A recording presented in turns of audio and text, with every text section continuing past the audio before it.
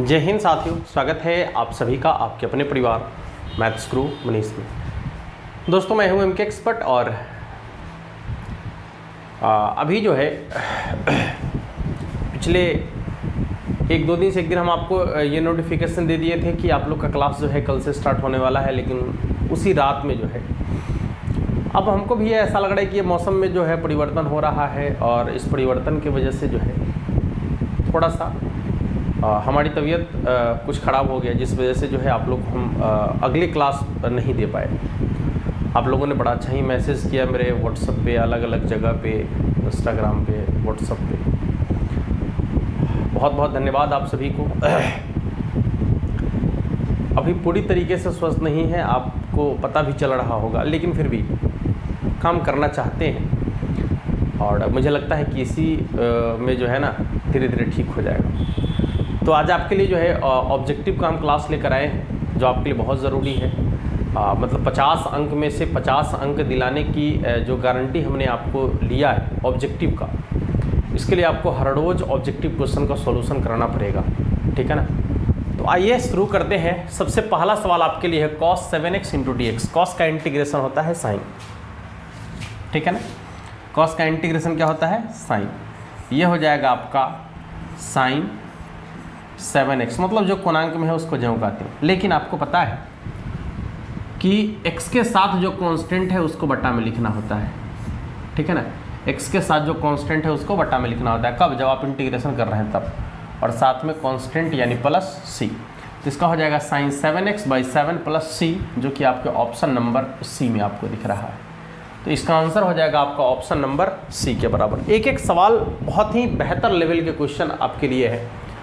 अब आपसे सवाल पूछा है कि e के पावर x का इंटीग्रेशन क्या होगा, जबकि आपको पता है कि e के पावर वाले फंक्शन का जो इंटीग्रेशन होता है वह ज्यों का त्यों होता है, जैसे कि तैसे होता है। तो यदि e के पावर x का इंटीग्रेशन आपसे पूछा जाए तो ज्यों का त्यों और प्लस में c, ठीक है ना, जो कि आपके ऑप्शन नंबर ए में आपको दिख रहा है। इसका सही आंसर ऑप्शन नंबर ए के बराबर हो जाएगा। अगला सवाल यदि आप देखेंगे तो सवाल है कि x square minus 5x plus 6 बटा में x माइनस 2, मतलब भाग में किसी फंक्शन का इंटीग्रेशन तो आप नहीं कर सकते हैं। इसके लिए आपको क्या करना पड़ेगा? इसको बटा से हटाना पड़ेगा।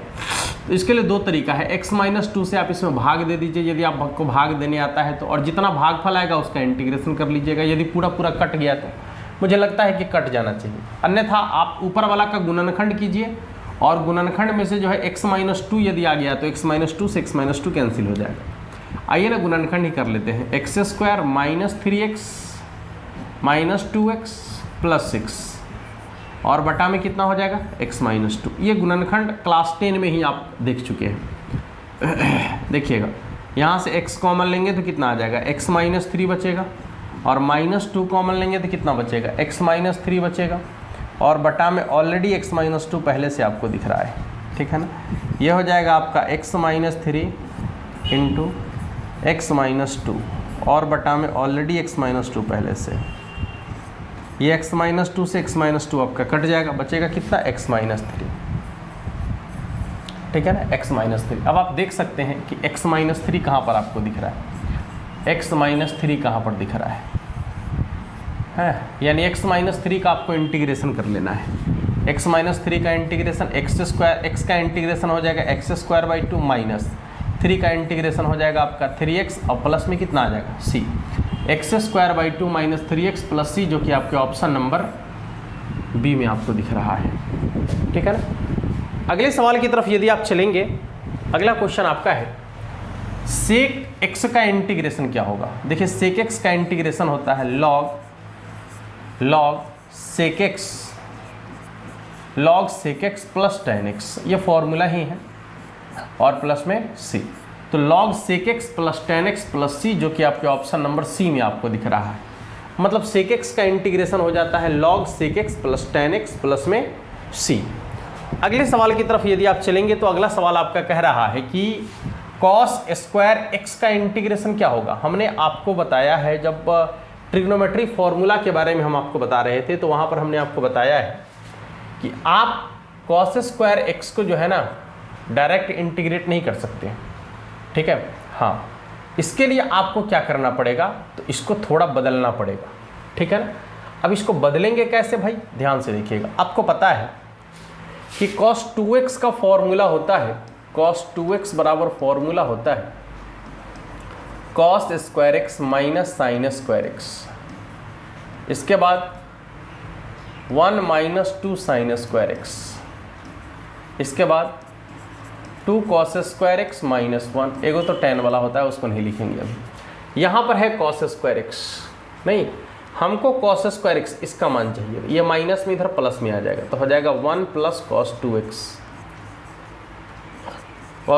और ये 2 गुना में है तो कहाँ चला जाएगा, भाग में, बराबर हो जाएगा आपका cos स्क्वायर एक्स। यानी जहाँ पर आपको cos स्क्वायर एक्स दिख रहा है उस cos स्क्वायर एक्स की जगह पर अब आप क्या लिख सकते हैं, तो 1 प्लस cos 2x बटा में 2। अब आसानी से इंटीग्रेशन हो जाएगा, 1/2 कांस्टेंट है बाहर आ जाएगा, 1 का इंटीग्रेशन हो जाएगा x प्लस cos का इंटीग्रेशन क्या हो जाएगा, cos का इंटीग्रेशन हो जाएगा आपका साइन, ये हो जाएगा आपका साइन 2x, ठीक है ना, साइन 2x और बटा में 2 प्लस में c। आप चाहे तो 1/2 से गुना कर सकते हैं, x/2 प्लस 1/4 साइन 2x और प्लस कितना हो जाएगा c। तो चेक करेंगे x/2 plus 1/4 sign 2x plus c, जो कि आपके ऑप्शन नंबर बी में आपको दिख रहा है। इसका सही आंसर हो जाएगा ऑप्शन नंबर बी के बराबर। अगला सवाल देखेंगे, सवाल आपका है कि sine square x minus cos square x बटा sine square x into cos square x. इसको सबसे पहले आप अलग अलग करेंगे, तो अलग अलग करने से क्या आ जाएगा, साइन स्क्वायर एक्स बटा में आ जाएगा आपका sign square x into cos square x, ठीक है ना, और इंटू डी एक्स माइनस ये हो जाएगा आपका कॉस स्क्वायर एक्स और बटा में sign square x into cos square x into D x. देखेंगे ये कॉस स्क्वायर एक्स से कॉस स्क्वायर एक्स कट जाएगा, ये साइन स्क्वायर एक्स से साइन स्क्वायर एक्स कट जाएगा, 1/cos स्क्वायर एक्स बराबर सेक स्क्वायर एक्स हो जाएगा इंटू डी एक्स हो जाएगा, माइनस 1/sin स्क्वायर एक्स बराबर हो जाएगा cosec square x into D x. आपको पता है कि सेक स्क्वायर एक्स का इंटीग्रेशन होता है tan x minus cosec square x का इंटीग्रेशन होता है माइनस कॉट एक्स, या माइनस माइनस मिलके हो जाएगा प्लस कॉट एक्स प्लस में सी। चेक करेंगे तो tan x plus cot x plus C कहाँ पर आपको दिख रहा है, tan x plus cot x plus C, जो कि आपके ऑप्शन नंबर ए में आपको दिख रहा है। तो इसका सही आंसर हो जाएगा आपका ऑप्शन नंबर ए के बराबर। आज के लिए थोड़ा माफ़ करेंगे आप सभी, चूँकि मेरे अंदर वैसी एनर्जी है नहीं, अभी जस्ट बुखार से बाहर आए, क्या कीजिएगा। चलिए अगला सवाल देखते हैं। सवाल है कि 1 में ए स्क्वायर माइनस एक्स स्क्वायर, ये डायरेक्ट फॉर्मूला ही है, इसका आंसर आप लोग नीचे कमेंट बॉक्स में ज़रूर लिखिएगा, ठीक है ना। ये फॉर्मूला हम आपको रटवाए हैं नहीं, ट्रिक के साथ याद करवाए हैं, ठीक है ना। तो आप लोग इसका आंसर नीचे कमेंट बॉक्स में ज़रूर लिखिएगा, कन्फ्यूजन इसमें बहुत ज़्यादा रहता है बच्चों को, ठीक है ना, इसलिए आप सब इसका आंसर नीचे कमेंट बॉक्स में ज़रूर लिखिएगा। अगला सवाल है कि एक्स स्क्वायर का इंटीग्रेशन करेंगे और उसमें x के जगह पर यह है 2 और यह है 3। एक्स स्क्वायर का इंटीग्रेशन होता है x के पावर 3/3। अब आपको इसमें x के जगह पर मान रखना है, कितना रखना है भाई, पहले 3 रखना है फिर 2 रखना है, 1/3 को बाहर रखिए, x के जगह पर 3 रखिए, तो हो जाएगा आपका 3 के पावर 3 माइनस 2 रखिए, 2 के पावर 3 कितना आ जाएगा, 1/3, 3 के पावर 3 कितना होता है 27 माइनस 8, 27 में से 8 घटेगा तो 19/3, इसका आंसर हो जाएगा 19/3, जो कि आपके ऑप्शन नंबर सी में आपको दिखा है। इसका सही आंसर ऑप्शन नंबर सी हो जाएगा। अगला सवाल, हाँ यहाँ ध्यान से देखिएगा, सीमा का मान है -π/2 से π/2 साइन के पावर 5x, और हमने आपको बताया है कि यदि सीमा का मान -a से a हो और अंदर में जो फंक्शन आपको दिख रहा है यदि वह ऑड फंक्शन हो, और ऑड फंक्शन को पहचानने का तरीका भी हमने आपको बता दिया है, ठीक है ना, कि यदि साइन के पावर विषम संख्या आ जाए समझ लीजिए ऑड फंक्शन है, tan के पावर विषम संख्या आ जाए समझ लीजिए ऑड फंक्शन है, कॉट के पावर विषम संख्या आ जाए, समझ लीजिए ऑड फंक्शन है। कॉसेक के पावर विषम संख्या आ जाए, समझ लीजिए ऑड फंक्शन है, ठीक है ना।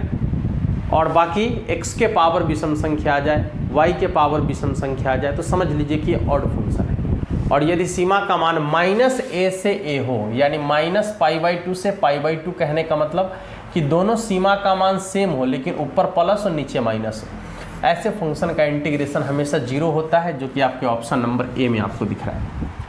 अगला सवाल आपका है, आपको पता है कि tan inverse x plus cot inverse x ये π/2 होता है। सीमा का मान है 0 से लेकर 1 तक इंटू dx। आपको पता है कि π/2 का इंटीग्रेशन यदि करेंगे तब π/2 के साथ x लग जाएगा। π/2 को बाहर रहने देते हैं, x के जगह पर आपको सीमा का मान रखना है, ठीक है ना। कितना हो जाएगा आपका π/2 1 - 0, 1 में से 0 घटेगा, 1 को π/2 से गुना करेंगे π/2, यानी इसका आंसर हो जाएगा ऑप्शन नंबर ए के बराबर। ऐसा नहीं कि आप बेहिचक जो है ना सीधे लिख दे 0 के बराबर, नहीं, कांस्टेंट का इंटीग्रेशन होता है, उसी कांस्टेंट में x लगा देना है, या जिसके सापेक्ष हो रहा है। जैसे dx है तो x लगाना है, dy रहेगा तो y लगा देना है, dz रहेगा तो z लगा देना है। कांस्टेंट में वही लगा देना है जिसके सापेक्ष हो रहा है इंटीग्रेशन, ठीक है। अगला सवाल देखिए, यहाँ पर आपसे पूछा जा रहा है इसका ऑर्डर क्या है, अवकल समीकरण का ऑर्डर। ऑर्डर बोले तो क्या होता है, कोटि और घात की बात कर रहा है। ऑर्डर माने कोटि, कितना कोटि का डिफरेंशिएशन। तो देखिए यहाँ 2 कोटि का है, यहाँ 1 बार डिफरेंशिएशन है। आपसे कोटि पूछा है तो सबसे ज़्यादा बार डिफरेंशिएशन जहाँ होगा वही उसकी कोटि हो जाएगा। अगला सवाल आपका है कि अवकल समीकरण इतना का हल क्या है। हल निकालने के लिए आपको सबसे पहले क्या करना है, y वाला को dy के साथ, x वाला को dx के साथ, ठीक है ना। देखिए ये इधर आएगा, ये ऊपर जाएगा, यहाँ हो जाएगा आपका dy बटा में 1 + y² बराबर इधर हो जाएगा आपका dx बटा में 1 + x²। अब आप दोनों तरफ इंटीग्रेशन कर दीजिए, हो गया, ठीक है ना। दोनों तरफ इंटीग्रेशन कर दीजिए, इधर हो जाएगा tan इनवर्स y बराबर इधर हो जाएगा tan इनवर्स x + c, ठीक है ना। देख लीजिएगा tan इनवर्स y बराबर tan इनवर्स x + c, जो कि आपके ऑप्शन नंबर सी में आपको दिख रहा है। इसका आंसर हो जाएगा आपका ऑप्शन नंबर सी के बराबर। अगला सवाल यदि आप देखेंगे तो सवाल आपसे पूछा है कि अवकल समीकरण dy बटा dx - y बराबर cos x का समाकलन गुणांक क्या है। अब देखिए इसका समाकलन गुणांक आपसे पूछा है, तो समाकलन गुणांक निकालने के लिए आपको क्या करना है कि यदि यहाँ पर dy बटा dx है, मतलब ये y है, तो यहाँ भी y दिखना चाहिए, और इसके आगे जो है आपका कोई कांस्टेंट या फंक्शन होना चाहिए। कुछ नहीं है तो 1 है, और यहाँ पर भी कोई कांस्टेंट या फंक्शन होना चाहिए। बिल्कुल सही सजा हुआ है। IF का मान निकालने के लिए आपको क्या करना है, तो e के पावर में y के साथ जो है उसका इंटीग्रेशन, तो y के साथ -1 है, तो हो जाएगा e के पावर -x, e के पावर -x, जो कि आपके ऑप्शन नंबर सी में आपको दिख रहा है। तो इसका आंसर हो जाएगा आपका ऑप्शन नंबर सी के बराबर। अगला सवाल आपका है, देखिएगा जे क्या है आपको पता है, जे कैप क्या है। जे कैप जो है एक्स अक्ष, वाई अक्ष और जेड अक्ष जो आप देख रहे हैं, तो जे कैप जो है वो है आपके वाई अक्ष की दिशा में मात्रक सदिश। मतलब यदि इसका मान निकाला जाए, ठीक है ना, यदि इसका मान निकाला जाए तो इसका मान हमेशा 1 के बराबर होता है, तब तो ये मात्रक सदिश है, ठीक है ना। फिर यदि आपसे पूछे कि i का मान कितना होगा, वो भी 1 के बराबर, k का कितना होगा, वह भी 1 के बराबर होगा, क्योंकि i क्या है, तो ये x अक्ष की दिशा में मात्रक सदिश है, ये क्या है, y अक्ष की दिशा में मात्रक सदिश है, और ये k क्या है, तो z अक्ष की दिशा में मात्रक सदिश है, ठीक है ना। हाँ, अगला सवाल देखेंगे, इसका मापांक निकालना है, √1k² तो 1 1 2 1 3, √3 के बराबर हो जाएगा। कहीं पर है क्या, ऑप्शन नंबर डी, इसका आंसर हो जाएगा ऑप्शन नंबर डी के बराबर। अगला सवाल देखेंगे, कहता है निम्नलिखित में कौन सत्य है। हाँ, निम्नलिखित में कौन सत्य है, तो यदि same to same cross product में सेम टू सेम आ जाता है तो उसका मान 0 के बराबर हो जाता है। यही सही है, ठीक ना। हाँ, यही सही है, बाकी सब गलत है, देखिए यहाँ पर क्रॉस प्रोडक्ट में सेम टू सेम आ जाते हैं, यहाँ जीरो होना चाहिए था, नहीं है, ये गलत है। A vector cross B vector का मान जो है minus B vector cross A vector के बराबर आता है। आई के जे उल्टा है, माइनस जे होना चाहिए था, यही सही है। अगला सवाल देखेंगे, कहता है वाई अक्ष की द्विकोज्याएं हैं। वाई अक्ष की द्विकोज्या मतलब वाई का मान होगा, बाकी सब जीरो, एक्स भी जीरो, जेड भी जीरो, वाई की जगह एक, ठीक है ना। यदि आपसे एक्स अक्ष की द्विकोज्या पूछेगा तो 1 0 0, जेड अक्ष की द्विकोज्या पूछेगा तो 0 0 1, ठीक है। अगला सवाल देखेंगे, कहता है यदि एक रेखा का द्विक अनुपात इतना है तो इसकी द्विकोज्या कितनी होगी। देखिए द्विक अनुपात दिया गया है, द्विकोज्या निकालने के लिए मापांक पहले 18 का स्क्वायर होता है 324 प्लस 12 का 144, 4 का 16, कितना हो जाएगा, एक बार गौर करके देखिए तो कितना हो जाएगा, चेक करके देखिए कितना होगा, 150 और इधर हो जाएगा आपका 300, तो 450, 450 और 150 160 और 300 तो हो जाएगा 460 और 24 484, ये हो जाएगा 484 और 484 का वर्गमूल होता है 22। मतलब यही मान सबके बट्टा में रख देना है बारी बारी से।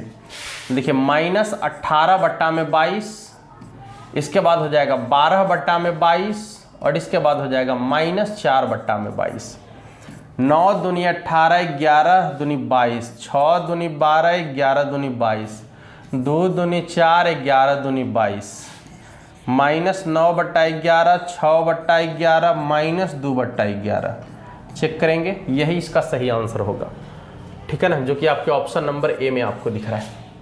अगले सवाल की तरफ चलेंगे, कहता है निम्नलिखित में कौन व्यवरोध नहीं है। सुनिए, व्यवरोध नहीं है, देखिए एक्स वाई वाला ये सब व्यवरोध है, ये भी आपका व्यवरोध है, ठीक है ना। हाँ, यही आपका जो है ना व्यवरोध नहीं है, उद्देश्य फलन है, क्योंकि इसमें जेड लगा हुआ है, तो जेड वाला उद्देश्य फलन होता है। निम्नलिखित में कौन उद्देश्य फलन है, तो जिसमें जेड बराबर लिखा हुआ है वही उद्देश्य फलन है, ठीक है ना। जिसमें जेड बराबर लिखा हुआ है वो उद्देश्य फलन है।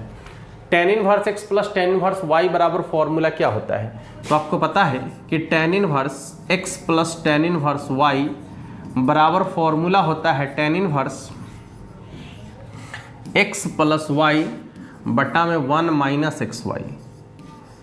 tan inverse x plus y बटा में 1 माइनस एक्स वाई, जो कि आपके ऑप्शन नंबर बी में आपको दिख रहा है।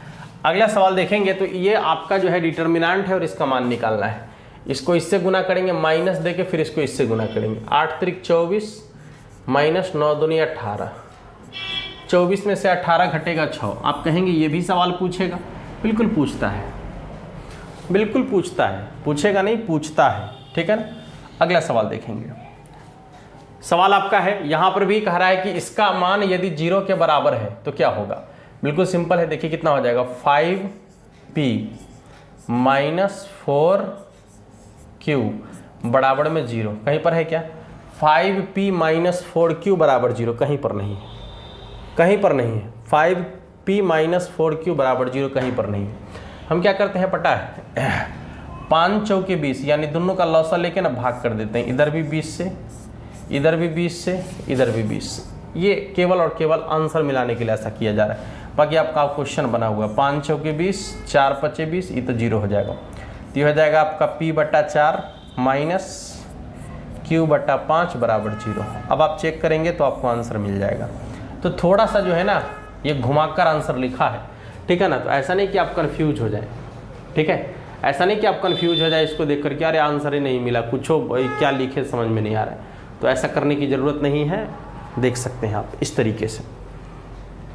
अगला सवाल आपका है, सवाल कह रहा है इसका मान कितना के बराबर होगा।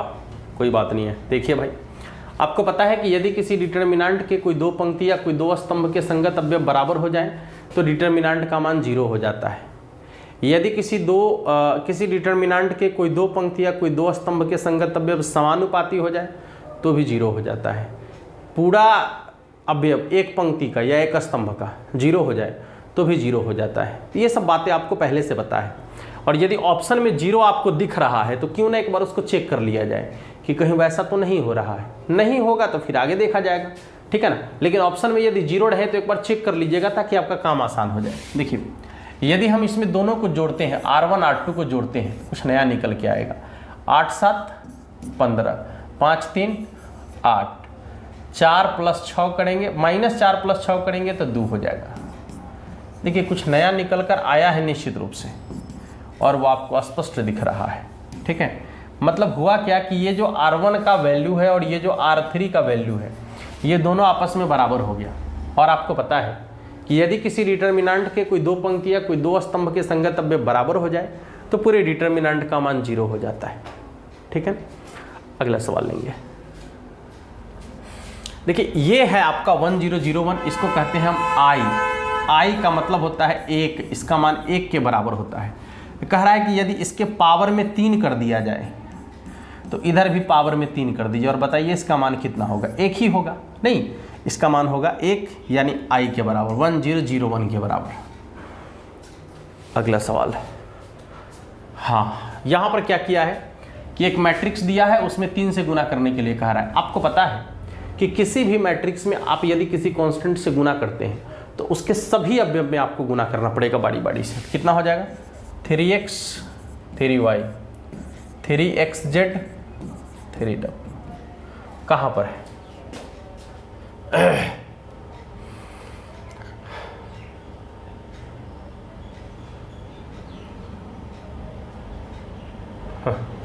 इसमें x नहीं होना चाहिए था, प्रिंटिंग मिस्टेक है। ऑप्शन नंबर डी होगा इसका आंसर। अगला सवाल, निम्नलिखित में कौन शून्य अवयव है? जिसके सभी अवयव शून्य होते हैं वही शून्य अवयव होता है। Option number B. अब इसको क्या करना है भाई? मान निकालना है, कोई बात नहीं है। देखिए 5 को x से गुना करेंगे तो हो जाएगा 5x, और इधर आपको देखिए सबका पहला x वाला यहाँ है, इसके संगत ये होगा और इसका संगत ये, आपको यही रखना है। तो 5x प्लस 3 को 1 से गुना करेंगे 3, अब बराबर हो जाएगा 23। ये प्लस में इधर माइनस में चला जाएगा तो 5x बराबर आ जाएगा 20, ये कट जाएगा 4 बार तो x बराबर 4 आ गया। y का मान भी आपको निकालना है। देखिए y यहाँ पर है, इसका ये वाला, इसका ये वाला और इसका ये वाला रखना पड़ेगा तो y का मान निकलेगा। देखिए 5 को 5 से गुना करेंगे तो हो जाएगा 25 प्लस 3y और बराबर हो जाएगा आपका 52। ये प्लस में उधर माइनस में चला जाएगा तो 52 में से यदि 25 घटाते हैं 27, कट जाएगा 9 बार, y बराबर आ जाएगा 9, x का मान 4, y का मान 9, ऑप्शन नंबर सी। ठीक है, अगला सवाल देखेंगे। कह रहा 5x² डिफरेंशिएशन है, 5 कांस्टेंट है, बाहर आ जाएगा। x² का 2x हो जाएगा तो 5 दूनी 10x हो जाएगा, ऑप्शन नंबर सी। अगला सवाल देखेंगे। sin 3x/3, 3 को बाहर रखिए, 1/3 को बाहर रखिए। साइन का इंटीग्रेशन होता है cos, गुणांक वाला ज्यों का त्यों, x के साथ कांस्टेंट है वो आगे आ जाएगा, 3 से 3 कट जाएगा, cos 3x, option number B. अगला सवाल देखेंगे। e के पावर 2x का डिफरेंशिएशन, e के पावर वाला का होता है ज्यों का त्यों, लेकिन x के साथ कांस्टेंट होता है वो आगे आ जाता है तो हो जाएगा आपका 2 × e के पावर 2x, 2 × e के power 2x, option number C. अगला क्वेश्चन देखेंगे। cos 2x का, cos का इंटीग्रेशन डिफरेंशिएशन होता है माइनस साइन, तो हो जाएगा माइनस साइन 2x/2, सॉरी बटा में 2 नहीं, आगे में। क्यों? क्योंकि x के साथ जो कांस्टेंट होता है उसको आगे लिखते हैं। अगला सवाल देखेंगे। cos का डिफरेंशिएशन होता है माइनस साइन x और प्लस e के पावर x का, तो e के पावर x होता है, ऑप्शन नंबर सी में आपको दिख रहा है। log 2x का, देखिए कांस्टेंट कुछ भी आ जाए 1/x ही होगा डिफरेंशिएशन, ठीक है ना। log के जो मेन वैल्यू है उसमें x के साथ कोई भी कांस्टेंट आ जाए 1/x ही होगा उसका, ठीक है ना, डिफरेंशिएशन। अगला सवाल देखेंगे। e के पावर cos x है ना, e के पावर में cos x है, तो पहले तो e ज्यों का त्यों होगा, अब cos का हो जाता है माइनस साइन, तो minus sine x into e के power cos x, option number B में आपको दिख रहा है। अगला सवाल देखेंगे। a के पावर 2x का डिफरेंशिएशन क्या होगा? कोई बात नहीं है, a के पावर x का डिफरेंशिएशन होता है a के power x into log log e के पावर a यानी a, ठीक है। लेकिन x के साथ जो कांस्टेंट है उसको आगे रख देना है, तो हो जाएगा आपका 2 इंटू ए के पावर 2x इंटू लॉग ए, ऑप्शन नंबर बी। अगला सवाल देखेंगे, देखिए यहाँ पर थीटा के सापेक्ष, इसको भी थीटा के सापेक्ष, तो ये हो जाएगा आपका a कॉस का डिफ्रेंसिएशन माइनस साइन थीटा, और इसको थीटा के सापेक्ष डिफ्रेंसिएशन करेंगे तो साइन का डिफ्रेंसिएशन कॉस थीटा। इसको ऊपर रखना है, इसको नीचे रखना है, a से a कट जाएगा, कॉस बटा sine minus cot theta, option number B. अगला देखेंगे, x के पावर 20 दो बार डिफ्रेंसिएशन करना है, तो हो जाएगा 20 इंटू एक्स के पावर 19। पहली बार डिफ्रेंसिएशन, पावर को आगे में रखेंगे, फंक्शन को जो कहते हैं रखेंगे, पावर में से कम कर लेंगे। दूसरी बार डिफ्रेंसिएशन, फिर इसको आगे लिखेंगे, तो 19 दूना 38 यानी 380 इंटू एक्स के पावर 18, कहाँ पर है, ऑप्शन नंबर सी में। अगला क्वेश्चन देखेंगे, 2 को बाहर रखेंगे, x के पावर 3/3 प्लस c, इसका हो जाएगा 2/3 इंटू एक्स के पावर 3 प्लस c, कहाँ पर है,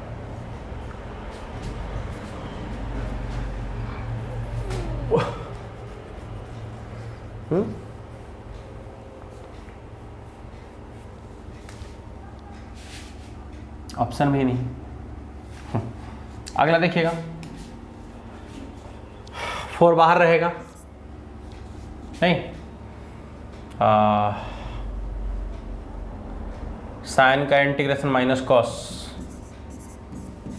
4x/4, 4 से 4 कट जाएगा, तो हो जाएगा minus cos 4x plus C, minus cos 4x plus C, option number A, ठीक है ना। इस तरीके से लगभग 40 क्वेश्चन का भी ऑब्जेक्टिव क्वेश्चन का हम लोगों ने सॉल्यूशन देखा है। बाद बाकी जो है ना, हम लोग नेक्स्ट क्लास में थोड़ा और बेहतर तरीके से करने का प्रयास करेंगे। आज के लिए इतना ही, धन्यवाद।